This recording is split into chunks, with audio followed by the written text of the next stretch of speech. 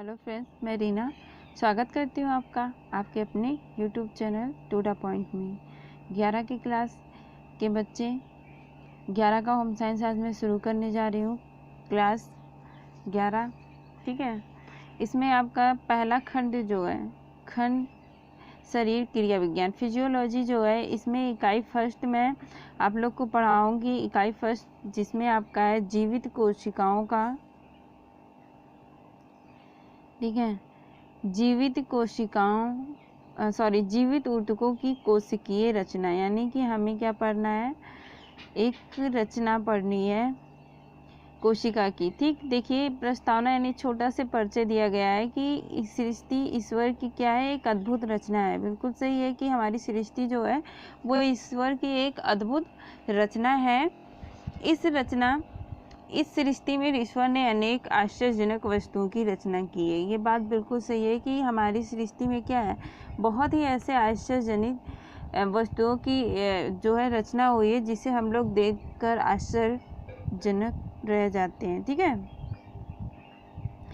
सृष्टि की समस्त रचनाओं में हम दो भागों में विभाजित कर सकते हैं। प्रथम आपका क्या है, जीवधारी पदार्थ होता है, और सेकंड आपका निर्जीव पदार्थ होता है। क्या होता है, जीवधारी और निर्जीव, यही सबसे बड़ी है। यानी कि दो तरह की आपकी कोशिकाएं पाई जाती हैं। एक वो कोशिकाएं जो जीवधारी में होती है, और दूसरा जो निर्जीव पदार्थ में। जीवधारियों में प्राणियां जीवन पाया जाता है, जबकि निर्जीव प्राणियों में क्या होता है, प्राण या जीवन नहीं होता है। संसार में जितने भी जीवधारी प्राणी हैं उन्हें दो भागों में विभाजित किया जाता है, एक वनस्पति जगत और दूसरा आपका क्या होता है, जंतु जगत।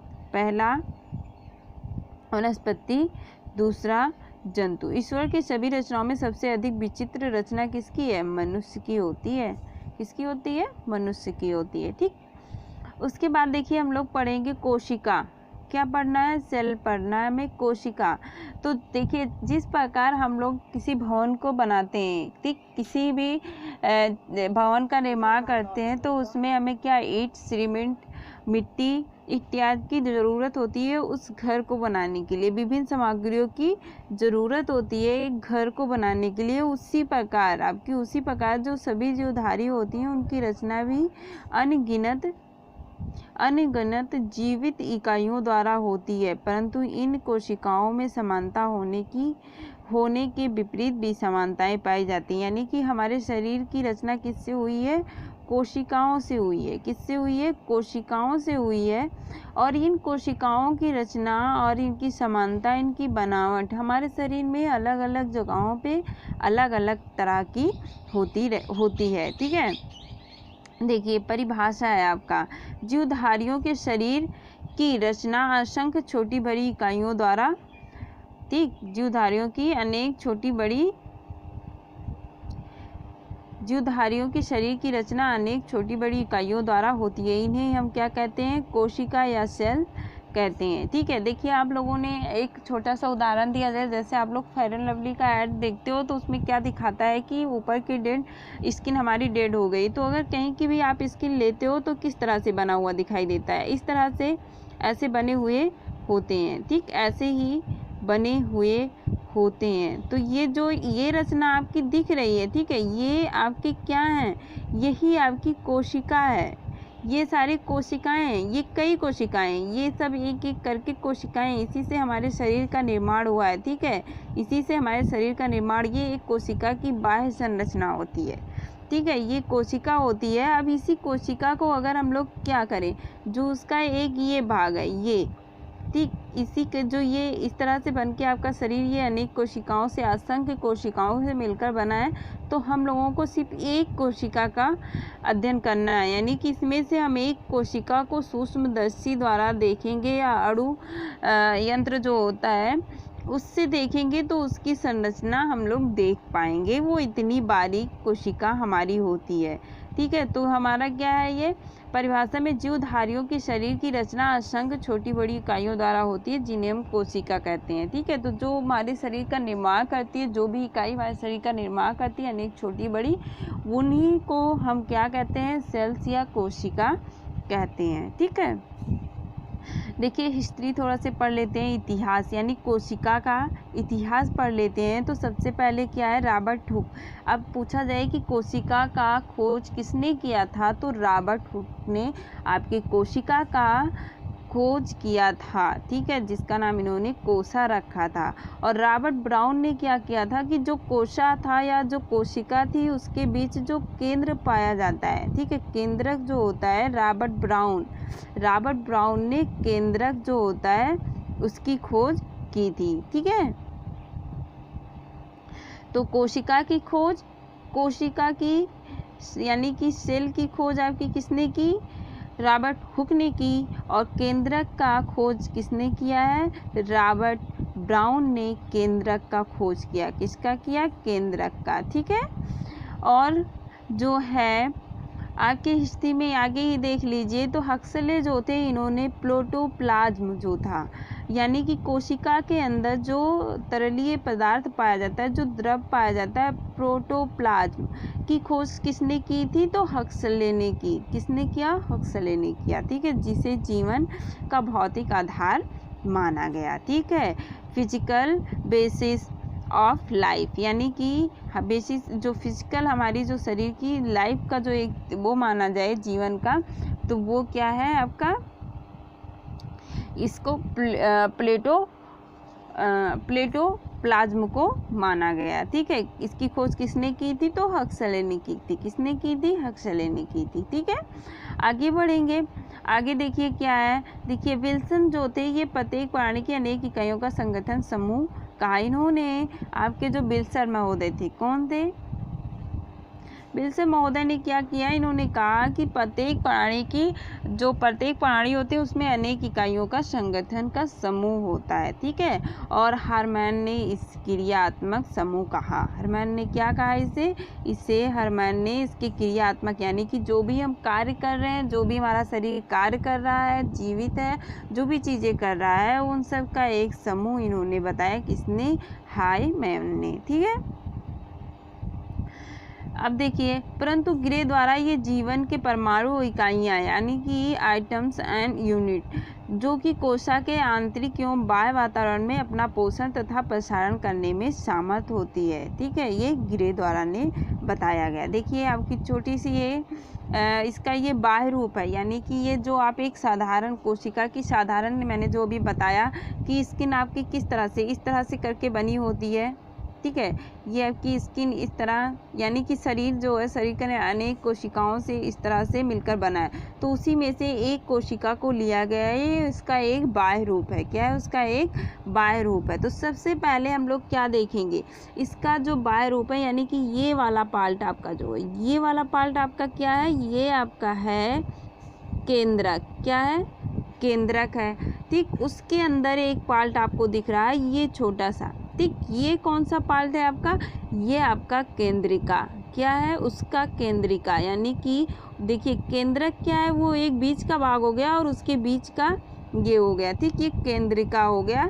बेटा ये हाथ से थोड़ा लिखने में स्पष्ट नहीं हो पाता तो इसके लिए सॉरी अभी, ठीक है। और इसकी जो एक ये आप देख रहे हो, ये आपका क्या आप लोगों ने देखा कि ये क्या हो गया, ये केंद्रक है आपका और ये क्या, केंद्रिका है। क्या है, केंद्रिका है, ठीक है। उसके बाद आपका ये जो होता है ये कोशिका झिल्ली है जिसे सेल मेम्ब्रेन कहते हैं, ठीक, सेल मेम्ब्रेन कहते हैं। यानी कि ये बाह्य जो होती है ये क्या हो गई, कोशिका की झिल्ली हो गई। क्या हो गई, कोशिका झिल्ली, ठीक। या तो इसको क्या कहते हैं, सेल मेम्ब्रेन। क्या कहते हैं, सेल मेम्ब्रेन यानी कि जो उसके चारों ओर से उसको ढके हुए है, ठीक है। उसके बाद है आपका, देखिए ये हो गया। फिर आप लोग ये बीच में देख रहे हैं जो मैं बार बार संरचना बना रही हूँ, ये वाली पार्ट, ठीक है। ये वाली पार्ट आपका क्या हो गया, ये है केंद्रक द्रव, ठीक। केंद्रक द्रव है जिसे न्यूक्लियोप्लाज्म कहते हैं, न्यूक्लियोप्लाज्म कहते हैं, ठीक है। और आप फिर इसमें देख रहे हैं ये भरा हुआ पार्ट, ये जो है इसे कहते हैं कोशाद्रव या साइटोप्लाज्म, ठीक है। ये इस तरह से ये एक आपकी साधारण क्या है, कोशिका की रचना है, एक बाह्य रचना है, यानी कि इसको देखा जाए तो ये होता है। क्या हो गया, सबसे पहले आपका ये केंद्रक है, फिर उसके अंदर क्या हो गई, केंद्रिका हो गई, फिर ये जो उसके ऊपर केंद्रक यानी कि कोशिका के ऊपर जो चढ़ाव होता है उसको कोशिका झिल्ली या सेल मेम्ब्रेन कहते हैं, ठीक है। और ठीक उसी ये केंद्रक में जो एक तरल पदार्थ सा आपको दिख रहा है, यानी कि तरल पदार्थ है, द्रव है, ठीक है। ये केंद्रक द्रव कहते हैं या न्यूक्लियोप्लाज्म कहते हैं। और उसके बाद जब ये आप इसको देख रहे हैं, इस एरिया में जो भरा हुआ है इसको कहते हैं कोशाद्रव या साइटोप्लाज्म, ठीक है। चलिए आगे बढ़ते हैं। ये देखिए यहाँ पे दिया गया है, केंद्रक पहले होता है, आपका केंद्रक हो गया, केंद्रिका हो गया, कोशिका झिल्ली या सेल मेम्ब्रेन हो गया, ठीक है। उसके बाद केंद्रक द्रव या न्यूक्लियोप्लाज्म हो गया या कोशा साइटोप्लाज्म हो गया, ठीक है। देख लीजिए, नाम को लिख लीजिए, अगर नहीं लिखा है तो चित्र बना के आप लोग इसको लिख लीजिए, ठीक है। अब देखिए कि कोशिका क्या है। कोशिका शरीर की सूक्ष्मतम संरचना एवं क्रियात्मक मूलभूत जीवित इकाई है। झिल्ली या अद्भुत जीवद्रव या प्रोटोप्लाज्म को ही हम क्या कहते हैं, कोशिका कहते हैं। जो उसके अंदर जीवद्रव होता है, यानी कि अगर कोशिका डेड हो गई, मर गई, यानी कि उसके अंदर जब प्लाज्मा नहीं होगा तो क्या होगा कि कोशिका वो डेड हो जाएगी, ख़त्म हो जाएगी, मर जाएगी, ठीक है। कोशिकाओं का कई आकार नहीं होता है, इनका अपना स्वतंत्र अस्तित्व होता है। जिस झिल्ली से ये ढकी रहती हैं उन क्या कहते हैं, उसमें उसकी सीमाएं निर्धारित होती हैं। इस तरह प्रत्येक कोशिका एक दूसरे से पृथक होती हैं, यानी अलग अलग होती हैं। हर एक कोशिका एक दूसरे से अलग अलग होती हैं। शरीर क्या है कि शरीर जो है स्वतंत्र होती हैं। शरीर के जो भी जिस भाग में ये जिस लिखा हुआ है शरीर के, यानी कि आपस में ये मिल गया है, ये ऐसे है, शरीर के जिस भाग में जैसी आवश्यकता होती है, ठीक है, वह उसी स्थान के अनुरूप, जैसे कि आपकी जैसे आपकी टकली जैसी हो गई, ठीक, गोल हो गई, आपकी चपटी हो गई, बहुतलीय हो गया, या विकृत आकार धारण कर लेती है। तो यानी कि जैसे आपके जिस स्थान पे जैसी शरीर होगी वैसे ही उसकी रचना, यानी कि कोशिका की रचना वैसे ही वो चेंज होती रहती है। उसका कोई अपना एक आकार नहीं होता है, वो शरीर के अंग के हिसाब उसका चेंज होता रहता है आकार, ठीक है। मांसपेशियों को आवित्र करने वाली त्वचा की कोशिकाएं तरी की तरह चपटी होती है, यानी कि इस तरह से तस्तरी आप लोगों की प्लेट जिसे कहते हैं, इस तरह से थोड़ा सा ऐसे ये ऊंचा हुआ और बीच में थोड़ा सा उभरा हुआ सा होता है, ठीक है। तंत्रिकाओं की कोशिकाएं कैसी होती हैं, लंबी होती हैं, जिससे वे अपनी स्वतंत्र वहन के कार्य को कुशलतापूर्वक कर सकती हैं, ठीक है। तो आपकी तंत्र की कोशिकाएं कैसी होती हैं, जिसको न्यूरॉन बोला जाता है, वो इस तरह से पूरे लंबे होते हैं, ऐसे लंबे से होते हैं, ऐसे करके ऐसे, ठीक है। तो ये तंत्रिका कोशिका होती है। कुशलतापूर्वक मांसपेशियों की कोशिकाएं कुछ कैसी होती हैं, तकली की तरह जैसे होती हैं या बेलनाकार होती हैं, ठीक है, की आकृति की होती हैं। रक्त कोशिका की आकृति कैसी होती है, ये द्विअवतलीय होती हैं। द्विअवतलीय होती हैं अर्थात दोनों और गहराई लिए हुए। द्विअवतलीय मतलब क्या होती है, दोनों तरफ गहराई लिए हुए होती हैं। कुछ इस तरह से बना दिया जाए तो इसमें उधर से भी थोड़ा से दबाव हो, इधर से भी, तो इस तरह से इसकी आकार पाई जाती है। गोल टिकिया सी होती है। सक्रिय स्थान पे होने वाली कोशिकाओं की आकृति विकृति सी हो जाती है, इसीलिए बहुधा कोशिकाएं बहुतलीय रूप धारण कर लेती हैं, ठीक। जैसा कि नाम से स्पष्ट है कि प्रोटोप्लाज्म या जीवद्रव की प्रथम इकाई है, अतः जीवद्रव को जीवन का आधार कहा जाता है, ठीक है। देखिए प्रोटोप्लाज्म को कोशिका से अलग नहीं किया जा सकता है, क्योंकि अगर कोशिका से अलग कर दिया जाएगा तो क्या होगा कि शरीर, देखिए इंसान मरने के बाद उसका शरीर क्या हो जाता है, कड़ा हो जाता है। तो कैसे, क्योंकि उसका ये प्रोटोप्लाज्म उस शरीर से खत्म हो जाते हैं। ठीक है, अब देखिए कोशिका का आकार। कोशिका का आकार अभी भी मैंने पढ़ा है, कोई निश्चित आकार नहीं होता है। वो जिस स्थान पे जैसे जाते हैं उसके आकार वैसे चेंज हो जाते हैं। यानी कि अगर आपके हाथ की या कहने की कहीं की भी अगर कोशिका देख ली जाए तो वहाँ की कोशिकाएं चेंज होती रहती हैं। साधारणतः कोशिकाएं इतनी छोटी होती हैं कि बिना सूक्ष्मदर्शी यंत्र की सहायता से हम नहीं देख सकते हैं। ठीक है, कोशिका को सूक्ष्मदर्शी यंत्र से ही देखा जा सकता है। ठीक है, देखिए मानव शरीर की कोशिका का व्यास 0.01 होता है। ठीक है, 1 ये होगा मिलीमीटर के लगभग होती है। कितना, मिलीमीटर के लगभग होती है। ठीक, व्यास के मिलीमीटर के लगभग होती है। और कुछ कोशिकाएं क्या होती हैं,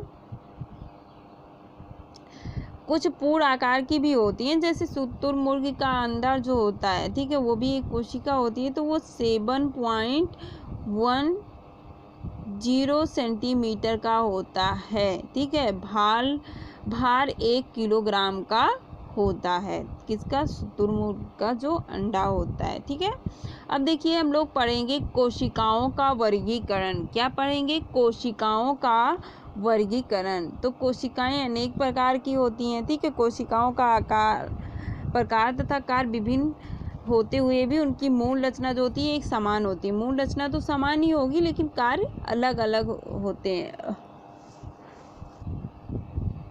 विभिन्न आकारों के आधार पर क्या किया गया है कि कोशिकाओं ने निम्नलिखित, देखिए पहली कोशिका आपका रक्त कोशिका हो गया, रक्त कोशिकाएं। अब रक्त कोशिकाएं आप लोग की कैसी होती हैं, रक्त कोशिकाएं ये मुंह की श्लेष्मिक झिल्ली की कोशिकाओं का आकार भी कुछ गोल होता है। ठीक है, ये गोल होता है और आकार कुछ गोल होता है। रक्त कोशिकाएं 2 प्रकार की होती हैं आपकी, एक श्वेत तथा लाल। आप लोगों ने पढ़ा होगा श्वेत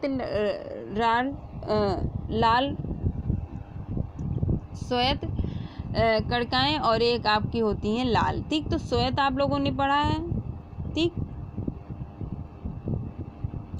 जिसे कहते हैं WBC RBC। ठीक है, चलिए तो इसके आकार कैसे होते हैं, आकार कुछ गोल होते हैं। रक्त कोशिकाएं 2 प्रकार की आपकी श्वेत तथा लाल होती हैं। ये लचीली तथा अनियमित आकार की होती हैं, परंतु लाल कोशिकाएं टिकिए की भांति गोलाकार होती हैं तथा दोनों और मध्य में कुछ चिपटी हुई होती हैं। ये होती हैं आपकी रक्त कोशिकाएं। आप लोगों ने देखा होगा कि इस तरह से गोल होती हैं, लेकिन जो बीच में भाग होता है ये कुछ चिपटा हुआ सा होता है। ठीक, बीच का भाग चिपटा होता है और ये बिल्कुल लाल रक्त कणिकाएं जो होती हैं, लाल जो आपकी कोशिकाएं होती हैं, ये इस तरह से गोल होती हैं। ठीक है, अगला आपका है पेशी कोशिकाएं। कौन सी, पेशी कोशिकाएं। पेशी कोशिकाएं लंबे तथा पतले आकार की होती हैं। ये 2 प्रकार की होती हैं, एक सादी होती हैं, एक कैसी होती हैं, धारीदार होती हैं। एक सादी और एक धारीदार होती हैं। सादी कोशिकाएं अत्यंत सूक्ष्म तथा दोनों और नुकीली होती हैं। ठीक है, ये आपका आकार दिया गया है कि दोनों तरफ ये कैसी होती हैं, नुकीली होती हैं। दूसरे प्रकार की कोशिकाओं से बनी क्या, देखिए कंकाल रेखीय पेशी हो गई, चिकनी पेशी हो गई, हृदय पेशी हो गई।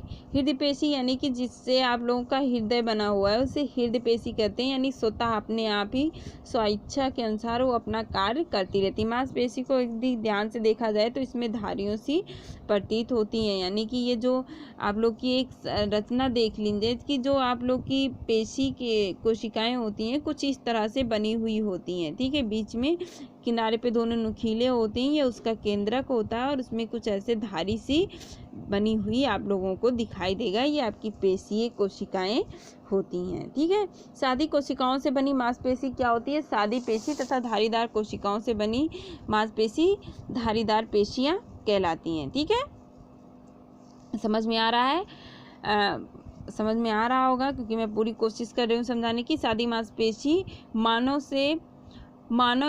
से मुक्त कार्य करती हैं। सादी पेशी आपके मैंने वही बताया कि सादी पेशी आपका क्या है कि वो मानव से मुक्त होकर, यानी कि जो मैंने जिसे हृदय पेशी कहे हैं, तो वो क्या कर रही है, आपका हृदय जिन पेशियों से बना है वो आपसे स्वतंत्र है। सादी पेशी इंसान के मुक्त होकर कार्य करती हैं। इन्हें स्वचालित या अनैच्छिक मांसपेशियां कहते हैं, यानी कि इनका मनुष्य के ऊपर इसका कोई वो नहीं होता है। मनुष्य से ये स्वतंत्र होती हैं, अपने अनुसार कार्य करती हैं। जैसे आपका हृदय, उसका धड़कना, रक्त को बार बार पंप करना इंसान का या मनुष्य का उस पर कोई बस नहीं करता, वो स्वतः ही कार्य करते हैं, इसलिए इसे अनैच्छिक मांसपेशियां कहते हैं। शरीर के अंदर अधिकांश इसी प्रकार की मांसपेशियां होती हैं। धारीदार मांसपेशियां मनुष्य की इच्छानुसार कार्य करती हैं। जो धारीदार पेशियां होती हैं वो मनुष्य के इच्छानुसार कार्य करती हैं। ये आपकी धारीदार पेशियां हो गई, ये सादी पेशियां ये हृदय, अच्छा ये सादी पेशियां हो गई आपकी, और ये हृदय पेशियां हो गई जो इच्छानुसार कार्य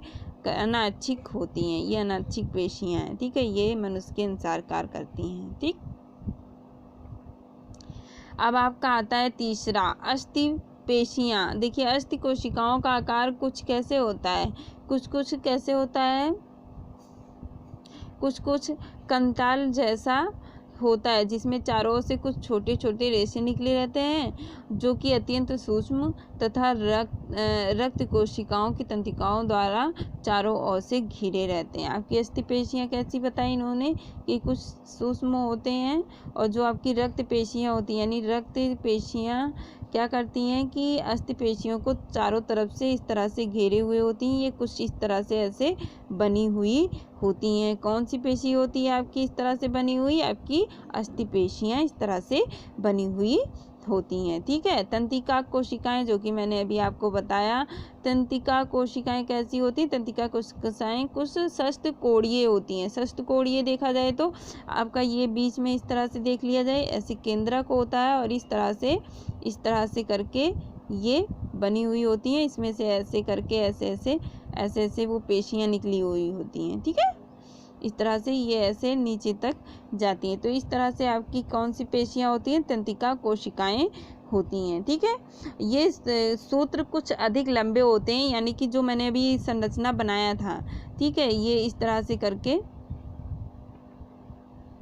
ऐसे करके जो बन रहा है, आपकी एक संरचना बन रही है, इसमें से ऐसे एक लंबे से रेशे निकले होते हैं जो आपके मस्तिष्क तक जाते हैं। ठीक है, यही आपकी होती है तंत्रिका पेशी। क्या होती है, तंत्रिका पेशी। ये संपूर्ण शरीर में इसका जाल सा बिछा हुआ होता है, और इन कोशिकाओं के सूत्र आपस में मिलकर परस्पर क्या करते हैं, संबंध रखते हैं। ठीक है, और आपस में संबंध रखते हैं, जिसके द्वारा मस्तिष्क का अंगों के साथ संपर्क बना रहता है। इन्हीं सूत्रों से क्या होता है कि द्वारा मनुष्य देखने, सुनने और सोचने समझने में सामर्थ होता है। और पांचवा पॉइंट आपका है संयोजी कोशिकाएं। संयोजी कोशिकाएं, ठीक, संयोजी कोशिकाएं लंबे व गोलाकार की होती हैं। ठीक है, लंबे व गोलाकार की, यानी कि ये ऐसे गोल भी होती हैं। संयोजी कोशिकाएं कैसी होती हैं कि ऐसे गोल भी होती हैं, गोल बनाना हमको, ऐसे गोल भी होती हैं और कुछ लंबी भी होती हैं। ठीक है, मैंने रक्त कोशिकाएं आप लोगों को दिखाया था ना कि इस तरह से करके उसमें ऐसे निकले होते हैं। अस्थि कोशिकाएं हैं ये। ठीक, तो संयोजी कोशिकाएं आपकी गोल और कुछ लंबी सी होती हैं। ठीक है, और इनका जो होता है और इन कोशिकाओं का क्या होता है, कोशिकाओं में ऐसे ऊतकों का निर्माण होता है जो शरीर के विभिन्न अंगों को आपस में मिलाकर परस्पर बनाए रखते हैं। ठीक, संयोजी, देखिए नाम से ही आपका आ रहा है संयोजी कोशिका, यानी कि ये क्या कर रहा है, शरीर की प्रत्येक अंगों को आपस में संयोग करने में यानी मिलने में सहायक होती हैं। क्या है उसके बाद, आच्छादित कोशिकाएं। देखिए ये कोशिकाएं क्या होती हैं, चपटे आकार की होती हैं, पतली झिल्लियों का निर्माण करती हैं, और ये क्या करती हैं, चपटी आकार की आपकी आच्छादित कोशिकाएं कैसी होती हैं, ये चपटी आकार की होती हैं, कुछ इस तरह से चपटी रहती हैं। ठीक है, और क्या कहते हैं, पतली झिल्लियों का निर्माण करती हैं। झिल्लियों से शरीर के आंतरिक एवं बाह्य अंगों पर चढ़ी रहती हैं, यानी कि हृदय के ऊपर जो, तो अभी भी आप लोगों ने वो जो देखा था कोशिका बनाए थे, उसमें जो आपका एक झिल्ली आया था, ठीक, वही आच्छादित कोशिकाएं होती हैं जो उसके ऊपर इस तरह से चढ़ी हुई होती हैं, उसकी रचना का वो क्या करती हैं, उसको सुरक्षित रखती हैं। ठीक, तो यही कोशिकाएं आपकी आच्छादित कोशिकाएं क्या होती हैं, जैसे आपके हृदय के ऊपर जो आवरण होता है वो आच्छादित कोशिकाओं से बनी हुई होती हैं। ठीक है, तो मैंने आपको क्या किया, मैंने इस चैप्टर में आपको क्या पढ़ा दिया, आपको मैंने पूरा इतना मैंने आपको पढ़ाया, यानी सेल्स पढ़ा दिए, उसकी हिस्ट्री पढ़ा दिया, उसकी अर्थ को बता दिया, और क्या कहते हैं डिफिनीशन बता दिया, उसके प्रकार बता दिए मैंने, उसके आकार बता दिए। ठीक, इतना मैंने बता दिया। सारे प्रकार आपके 6 प्रकार की कोशिकाएं पाई जाती हैं। मैंने 6 प्रकार की कोशिकाएं आप लोगों को कम्प्लीटली पढ़ा दिया है। उम्मीद है कि आपको समझ में आ गया होगा। अगर समझ में नहीं आया तो वीडियो को 2 बार देखिए। ठीक है, 1 बार देखिए, 2 बार देखिए, जितनी बार मानो उतनी बार देखिए, लेकिन इसको अच्छे से समझ लीजिए। इसको पढ़ने के बाद आप लोग बुक में पढ़ लीजिएगा। क्वेश्चन आंसर मैं बाद में करना आप लोग को बता दूंगी।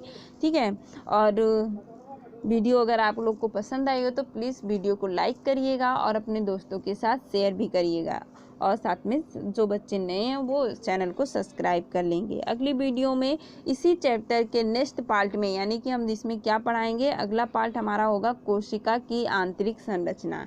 अब आपको पढ़ना है कोशिका की आंतरिक संरचना। मैं नेक्स्ट पार्ट में पढ़ाऊंगी, यानी सेकंड पार्ट में पढ़ाऊंगी। तब तक के लिए बाय बाय।